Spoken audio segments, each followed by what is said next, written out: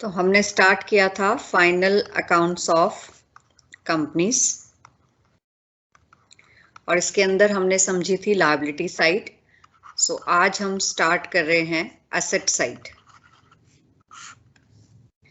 Asset side के अंदर सबसे पहले नंबर पे जो हम लिखते हैं, परफॉर्मा वही रहेगा जो आपको बताया था, नॉन करंट एसेट्स। कैटेगरी बनाई हमने नॉन करंट एसेट्स और इसके अंदर फिर सब कैटेगरी बनाएंगे जिसमें हम सबसे पहले लिखते हैं fixed assets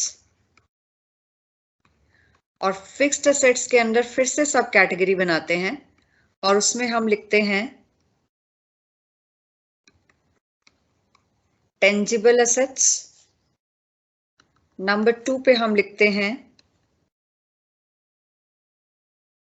intangible assets। Number 3 पे capital work in progress।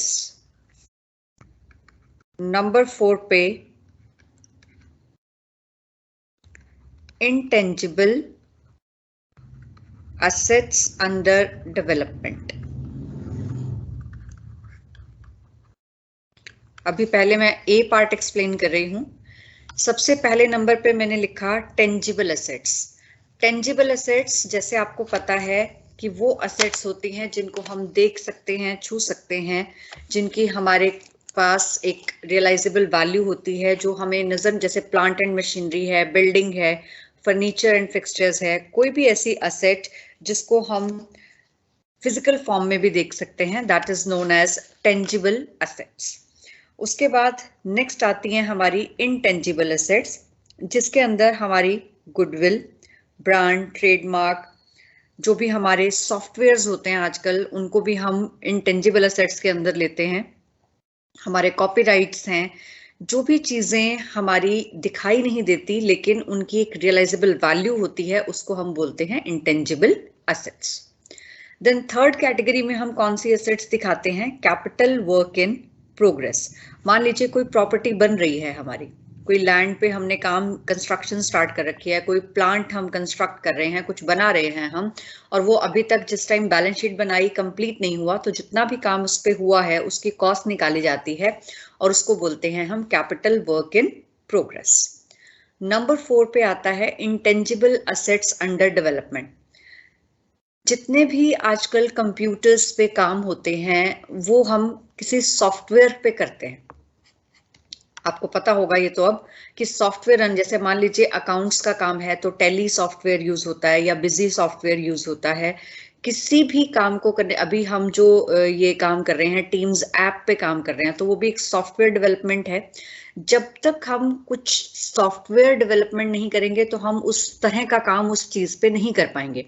तो ये इंटेंजिबल एसेट है। अगर हमने किसी सॉफ्टवेयर को बनने के लिए दे रखा है, वो सॉफ्टवेयर बन रहा है जिसमें हमारा वो काम होगा, जैसे मान लीजिए एग्जामिनेशन का ही सॉफ्टवेयर है, वो हम बनना दे देते हैं कि अब हम एग्जाम्स जो है वो सॉफ्टवेयर के अंदर लेंगे, तो वो जब तक बनकर तैयार नहीं होता उसके ऊपर जो भी कॉस्टिंग लग रही है वो हमारी किस कैटेगरी के अंदर आएगी? Intangible assets under development. Clear है यहां तक? Yes ma'am. ओके, अब ये हमने नॉन करंट एसेट्स के अंदर सबसे पहले कैटेगरी लिखी फिक्स्ड एसेट्स। फिक्स्ड एसेट्स की हमने 4 कैटेगरीज फर्दर डिवाइड कर दी, tangible, intangible, capital work in progress और इंटेंजिबल एसेट्स अंडर डेवलपमेंट। अब इसी के बाद बी पॉइंट आता है।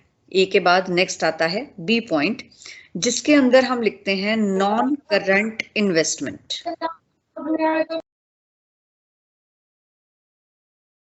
नॉन करंट इन्वेस्टमेंट कौन सी होती है?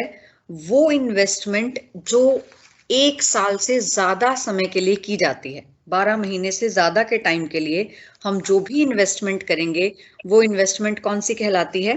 Non current investment. इसमें आपने चाहे प्रॉपर्टी में इन्वेस्ट किया हो, चाहे इक्विटी शेयर्स में, चाहे प्रेफरेंस शेयर्स में, गवर्नमेंट बॉन्ड्स में, म्यूचुअल फंड्स में, डिबेंचर्स में, कहीं पर भी आपने अगर इन्वेस्टमेंट की है वो यहाँ पर शो की जाती है। ठीक है, इसके बाद अगर इन्वेस्टमेंट का जो हमने जैसे इनसाइड आउटसाइड इंडिया है वो हम डिटेल नोट्स में दिखा देते हैं कि हमारी कितनी बाहर है, कितनी हमारी इन इंडिया है, उसकी वैल्यू क्या है, बुक वैल्यू कितनी है, मार्केट वैल्यू कितनी है, ये सारी चीजें हम एज इंफॉर्मेटरी नोट्स दिखाते हैं। देन सी पॉइंट में आता है आपका डेफर्ड टैक्स असेट्स। ये मैंने कल आपको डिटेल में समझा दिया था। तो अगर असेट ज्यादा है और लायबिलिटी कम है तो डेफर्ड टैक्स असेट का नेट बैलेंस यहां पर शो किया जाता है। देन डी पॉइंट हमारे पास आता है, that is long term loans and advances.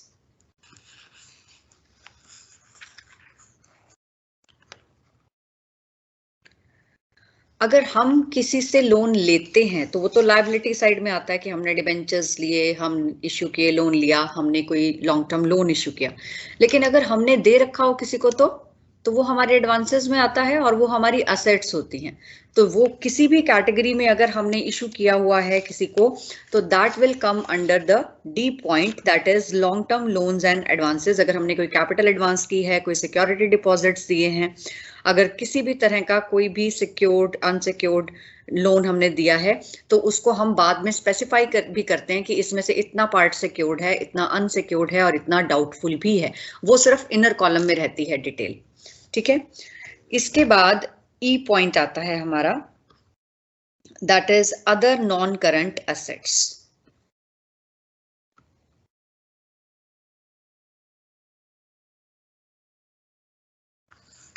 Other non current assets में कौन सी एसेट्स आएंगी? अब अभी करंट की बात नहीं कर रहे, हम नॉन करंट की बात कर रहे हैं। तो नॉन करंट में अब जैसे मान लीजिए ट्रेड रिसीवेबल्स हैं लेकिन वो 12 महीने से ज्यादा के हैं, तो हम उनको किस कैटेगरी में लेंगे? नॉन करंट की कैटेगरी में लेंगे, ठीक है। कोई डेटर्स हैं हमारे लेकिन वो भी 12 महीने से ज्यादा के हैं तो वो यहाँ पर आ जाएंगे। कोई भी अलाउंस है किसी भी तरह का तो वो जो भी हमारा 12 महीने से ज्यादा का होगा और ऊपर वाली कैटेगरी में बिलोंग नहीं कर रहा होगा वो हमारा इस कैटेगरी में आ जाएगा। हाँ जी, यहाँ तक क्लियर है? Yes ma'am. Yes ma'am. Okay, तो ये हमने जो अभी किया ये हमारा फर्स्ट पॉइंट था, that was non current assets. अब हम सेकंड पॉइंट करेंगे इसका, और सेकंड पॉइंट क्या है? Current assets. हेडिंग हमने बनाई करंट एसेट्स और इसके अंदर सबसे पहले आती है हमारी करंट इन्वेस्टमेंट। अब सबसे पहले तो हमें ये क्लियर है कि जितना भी अमाउंट, जो भी कैटेगरी हम करंट एसेट्स के अंदर लिखेंगे उसका टाइम पीरियड 12 महीने से ज्यादा नहीं हो सकता। तो 12 महीने तक की जो भी इन्वेस्टमेंट होगी, चाहे वो इक्विटी शेयर्स में हो, चाहे वो प्रेफरेंस शेयर्स में हो, चाहे वो गवर्नमेंट बॉन्ड्स में हो, डिबेंचर्स में हो, किसी भी तरह के म्यूचुअल फंड्स में हो, कहीं भी हो, तो ये सारी की सारी अगर लेस देन 12 मंथ्स है, यानी कि 1 से 12 महीने के अंदर तक की गई है, तो वो करंट इन्वेस्टमेंट हमारी सेकंड पॉइंट करंट एसेट्स की कैटेगरी के नंबर 1 पे आएगी, ठीक है। इसके बाद नंबर 2 पे हम लिखते हैं इन्वेंट्रीज। इन्वेंट्रीज हमारी क्या होती हैं? इन्वेंट्रीज हमारी स्टॉक। तो ये स्टॉक किस किस चीज का हो सकता है? ये रॉ मटेरियल का हो सकता है, ये वर्क इन प्रोग्रेस का हो सकता है, जैसे मैंने अभी बताया था कि कोई काम हमने बिल्डिंग स्टार्ट कर दी है, कोई सॉफ्टवेयर हमने स्टार्ट कर दिया है लेकिन वो अभी बना नहीं है, वो अभी काम चल रहा है, तो that is work in progress. Then finished goods का हो सकता है। उसके बाद अगर हमने कोई स्टॉक सीधा खरीदा है ट्रेडिंग के लिए तो स्टॉक इन ट्रेड हो सकता है। देन कोई स्पेयर पार्ट्स हो सकते हैं, स्टोर्स एंड स्पेयर पार्ट्स हो सकते हैं, लूज टूल्स हो सकते हैं। तो इन सारी चीजों में से कोई भी चीज का अगर स्टॉक होगा हमारा तो वो हमारा बी पॉइंट में आएगा, दैट इज इन्वेंट्रीज। क्लियर है यहाँ पर? Yes ma'am. Yes ma'am. Then third C point आता है हमारा ट्रेड रिसीवेबल्स।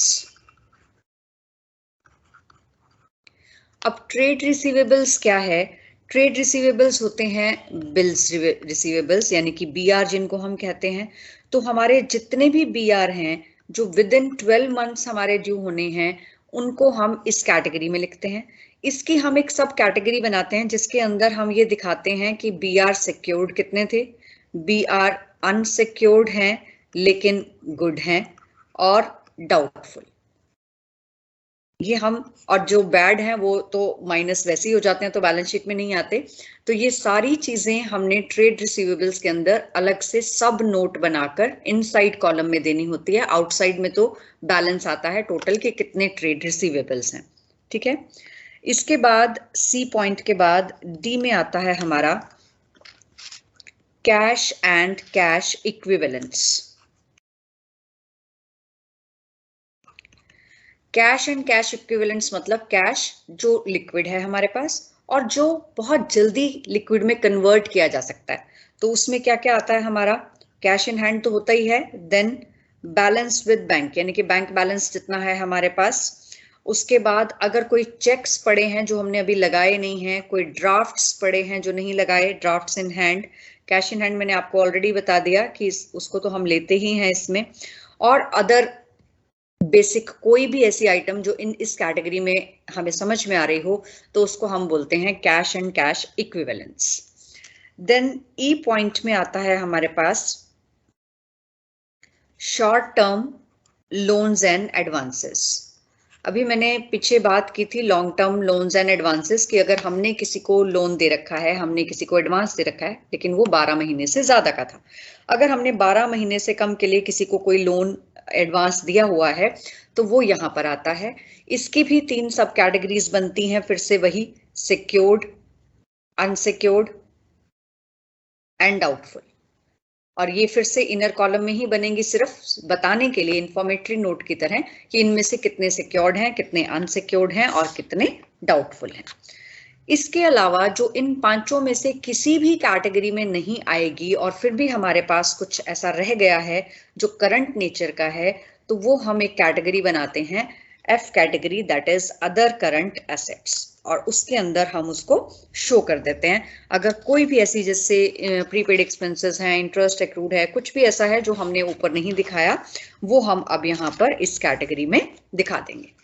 अब बैलेंस शीट में क्या बचा, बैलेंस शीट में हमने असेट्स भी दिखा दी, बैलेंस शीट में हमने लायबिलिटीज भी दिखा दी।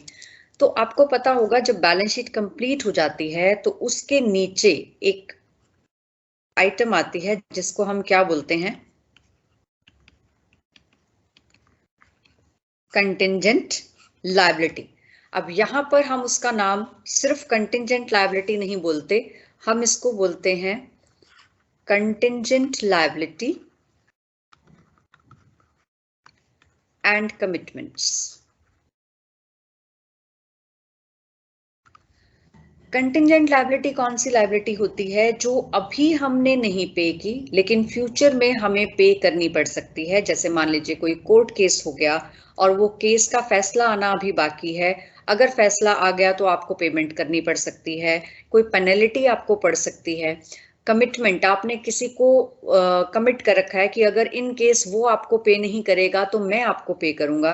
तो ये लायबिलिटीज अभी फिलहाल आपकी नहीं है, बट इन फ्यूचर दे में अराइज। तो इनको हम कौन सी कैटेगरी में लाते हैं, कंटिंजेंट लायबिलिटी एंड कमिटमेंट्स की कैटेगरी में। तो इसके अंदर हम इसके 2 पार्ट बनाते हैं, पहला कंटिंजेंट लायबिलिटी और दूसरा कमिटमेंट्स। और जितनी भी इसकी डिटेल अमाउंट है, जो भी इसकी डिटेल्स है, वो हम यहाँ पर मेंशन करते हैं, so that we have to disclose कि ये हमारी कंटिंजेंट लायबिलिटी और कमिटमेंट्स हैं जो हमें कल को पे करनी पड़ सकती है। हाँ जी, समझ में आया यहाँ तक? Yes ma'am. Yes ma'am.